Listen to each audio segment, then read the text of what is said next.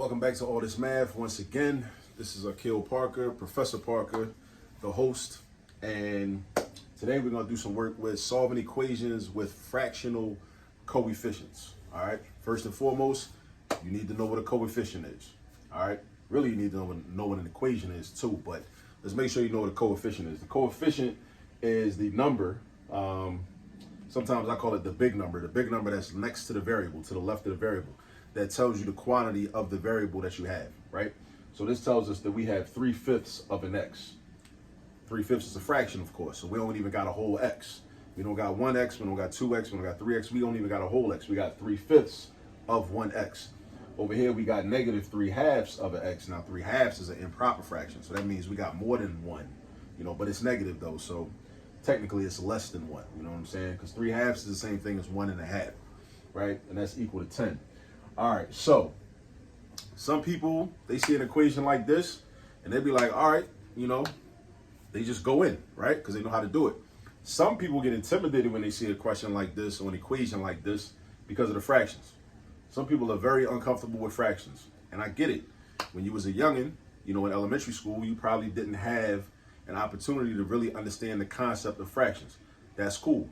I do got a lot of videos on this channel that I hope you already subscribe to, the All This Math YouTube channel, right? Where you can learn about fractions. I got a whole playlist on fractions and mixed numbers. Fractions and mixed numbers. I got a whole playlist, a whole bunch of videos on there. So definitely take some time to go in there so you can learn about fractions and become more comfortable.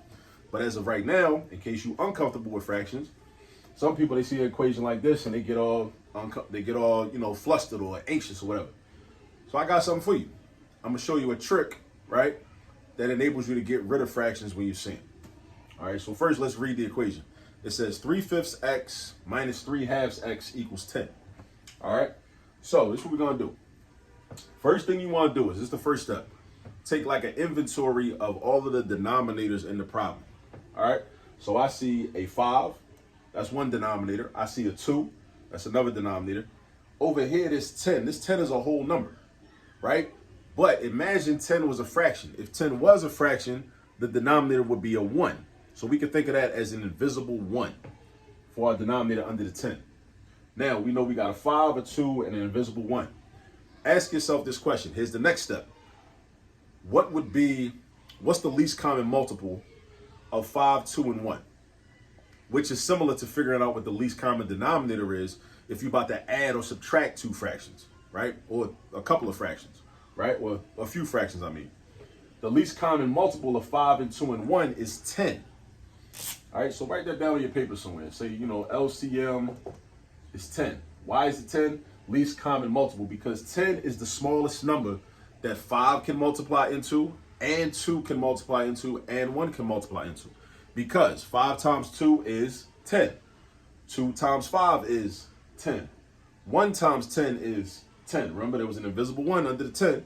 Invisible 1 under the 10, right? So, the LCM is 10. Now, what are we going to do with that LCM? Next thing you're going to do is you're going to draw brackets around the entire equation.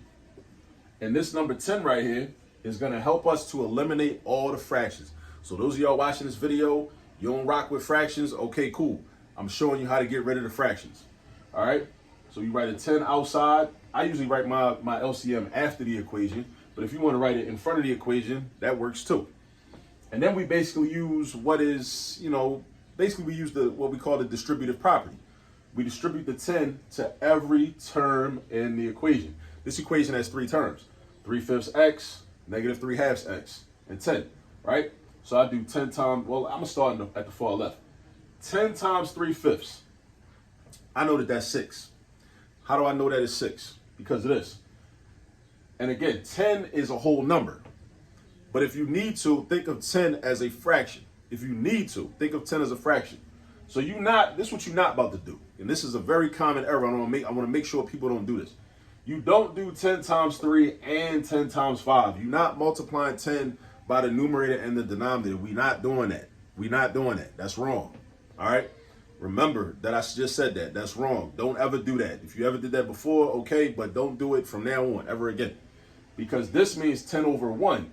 So really what you're doing is 10 times 3, and this invisible 1 times the 5. So 10 times 3 is 30. Invisible 1 times the 5 is 5. So now you got 30 over 5. Now 30 over 5 is a simple division problem. 30 divided by 5, which is 6. So therefore, like I already told you, 3/5 of 10 is 6, right? And also, if you understand fractions, you'll know, okay, what's 3/5 of that number, right? You'll know how to figure that out off the top, right? But if you don't, just do the multiplication and then divide to simplify. So 10 times 3/5 is 6. So this 3/5 turns into a 6. The 3/5 turns into a 6 because 10 times 3 is 30. The invisible 1 under the 10 times 5 is 5. 30 divided by 5 is 6. That's where the 6 comes from. Everybody watching this video, make sure you know where that 6 came from. It came from 10 times 3/5. Now we're about to do the same thing with 10 times 3/2. And I know it's going to be minus because that's minus. And whenever you multiply a positive by a negative, you always end up with a negative product. So again, I already know what's about to happen. 10 times 3/2 is 15. It's 15, right? Because 3/2 is the same thing as 1 1/2. So basically what we're asking is what's 1 1/2 of 10? 1 1/2 of 10 is 15 because 1 whole 10 is 10 and then half of 10 is 5. So 10 plus the 5 gives you 15. Now, let's do it out the long way so I can prove it. What's 10 times 3? 30. What's this invisible 1 times 2? 2. What's 30 divided by 2? 15. Because 2 times 15 is 30, so 30 divided by 2 is 15. So this 3/2 is going to turn into a 15. So now we got 15x. Now, don't fall for the okie doke and make a mistake and forget to multiply by the whole number. A lot of times people like learn about this trick and they get so caught up in understanding the purpose of the trick, which is a good thing. The purpose of the trick is to get rid of the fractions. So they say, okay, well, how do I get rid of the fractions? I got to multiply the fractions by the LCM, right? Of all the terms in the equation. So they say, all right, well, I'm going to multiply the LCM by the fractions, this one and this one. And then they say, oh, well, that's not even a fraction. So that's cool. I'm going to just leave that alone. No, you can't do that because you got to keep everything balanced. If I multiply 10 by this term, I'm making it 10 times bigger. If I multiply 10 by this term, I'm making this 10 times bigger, right? So I also got to multiply this by 10 to make this 10 times bigger. Or else what I've done is I've created a totally different equation, right? Now, you might say to yourself, well, it's a different equation anyway, because look, all the numbers is different. Used to be 3/5, now it's 6. Used to be negative 3/2, now it's negative 15, right? And now this was a 10, now this is going to be 100, because 10 times 10 is 100. You might think to yourself, well, that's a different equation. Technically, it's a different equation because the coefficients are different, right? But think about this. The relationship between all three of these terms remains the same because all we did was multiply each of the terms by 10. So basically we just made the equation 10 times bigger because that's what multiplication does. Just like when you're on your phone and you try to zoom in, right? You're enlarging the view or enlarging the picture. Whatever's in, you know what I'm saying? You try to take a picture of or you're taking a video recording of, you zoom in, it's the same picture. You're just making it 10 times bigger in all the dimensions. You're making the width 10 times bigger. You're making the height 10 times bigger, right? You're making everything 10 times bigger, right? So it's the same picture, but just 10 times bigger. So that's really what we did right here. We multiplied this original equation by 10. So we got different numbers. We got a 6, a negative 15, and 100. But the relationship between the terms is consistent. The relationship between the terms is the same. All right. So now for those of y'all that hate fractions so much, the fractions are gone. So now let's get into it, right? So now we got two x terms. So we should combine like terms. Combine like terms. The x's are like terms. That's an x to the first power. This is an x to the first power. So we got 6 of them right there. We got negative 15 over here. So what's 6 take away 15? 6 take away 15 is negative 9. So this is going to become negative 9x, which is equal to 100, right? Now, we're trying to get x by itself, so we got to get rid of the negative 9. The way we get rid of the negative 9 is by doing the opposite operation from what negative 9 is involved in right now. Right now, negative 9 is involved in multiplication because negative 9x means negative 9 times x. The opposite of that is division. So we're going to divide by the same exact number, negative 9. So on the left-hand side, divide by negative 9. Keep it balanced. When we solve equations in algebra, we keep everything balanced. If I do something on the left side, I also do it on the right side. So I divide this by negative 9. I got boom, boom, like that. These become 1 because negative 9 divided by negative 9 is positive 1. So I got 1x, which is x. And then I got 100 over negative 9. Now, I could just leave it like that, right? Because you can't really reduce this, right? Or you could break out your calculator, and you'll get like, what is it, like, let me see, 10, because 9 goes into 90, 9 goes into 99 11 times, right? So I think this is like negative 11.1. It's like negative 11.1. If it's not exactly negative 11.1, it's something close to that. But this is also a good answer, 100 over negative 9. You know what I'm saying? I guess we could check our work. Yeah, let's check our work real quick.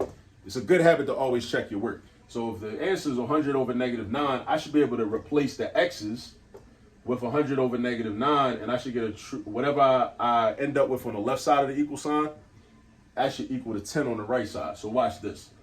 3/5 times 100 over negative 9 minus, other parentheses, minus 3/2 times 100 over negative 9 is equal to 10. All right, now let's do this. I'm going to cross cancel right here with the 5 and the 100 and the 3 and the negative 9. I call that the Malcolm X method of cancellation, right? Because we're going into X formation anyway. All right, so 5 goes into 5 one time. 5 goes into 100 20 times. 3 goes into 3 one time. 3 goes into 9 3 times. All right, so we got 1 times 20. That's 20 over 1 times negative 3. So we got 20 over negative 3. All right, 1 times 20, 20. 1 times negative 3, negative 3. Why is it negative? Because the 9 was a negative. So even though I broke it down, that negative sign is still there. All right, now we go over here. I'm going to cross cancel again. Except I got a 2 and 100. So the common factor is 2. 2 divided by 2 is 1. 100 divided by 2 is 50. And then over here, with the 3 and the negative 9, again, Malcolm X method. We're going into X formation, right? The 3 divided by 3 is 1. 9 divided by 3, actually negative 9 divided by 3 is 3. So now I got 1 times 50. Actually, that's a negative. That was a negative, right? So we're doing a negative times a negative, basically, right? Because this fraction is negative, this fraction is negative. Because the 9 was negative, that makes the whole fraction negative. So I'm multiplying two negatives, so I'm going to end up with a positive. So I'll put a plus sign right there. 1 times 50 is 50.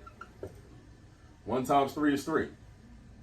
All right, then I got equals 10. Now, these two got common denominators. I mean, even though that's negative, but we can still treat it like they're the same. So, because what I could do is I could rewrite it like this. Now, watch this. I'm going to show you a trick. Because you might think, oh, the denominator is not the same because that's a negative 3 and that's a positive 3. Technically, that's true. Watch this, though. I could flip this and turn this into negative 20 over positive 3. Because as long as one of the numbers, the numerator or the denominator is negative, that makes the whole fraction negative. Only one of them got to be negative. All right? If they both negative, that makes the whole fraction positive. All right? Because that would be a negative divided by a negative, which creates a positive. And a fraction is really just a division sign, a division problem at the end of the day. So now I got negative 20 plus 50. Negative 20 plus 50, that's positive 30. Now we got 30 over 3 is equal to 10. Ask yourself, is that a true statement? Is 30 divided by 3 equal to 10? Yes, it is. 10 equals 10. Boom. That's that. So we know that this is the right answer. 100 over negative 9 is the right answer. Always check your work. Don't wait for the teacher to come tell you like that it's right. Don't wait to like get validation from the teacher. Like, check it yourself. Get into the habit. Check your own work. That way you don't gotta wait for nobody. All right. Now let's do this one more different way. Now we did it in a way where we got rid of the fractions. Now, what I'm about to do it a different way. Right? I'm gonna do it a different way for the people that do like fractions. All right, for the people that's comfortable with fractions. All right, because if you're comfortable with fractions and you don't want to get rid of the fractions, you would do it like this. You would take these two terms, right? Because these are like terms. That's an X term, that's an X term. You would combine them. But first, what you would do is you would figure out an LCD. But there's a trick to this. Another Malcolm X trick. Because what you're going to do is you're going to cross multiply, right? Similar to how we cross canceled and divided this way, right? When we was doing this. But here we're going to, because we're subtracting these two, we're going to cross multiply, right? So we're going to multiply the denominators together, right? And then we're going to cross multiply numerator and denominator. So this is going to become a denominator of 10. And then we got 3 times 2, which is 6. And then we got 5 times 3. Actually, this is negative though. So we got 5 times negative 3, which is negative 15, right?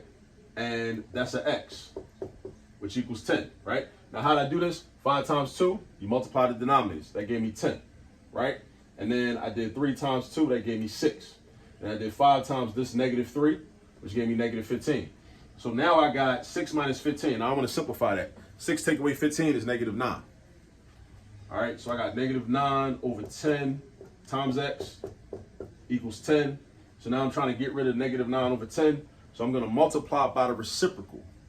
I'm going to multiply by the reciprocal. So the reciprocal is when the numerator goes down to the bottom, the denominator comes up to the top.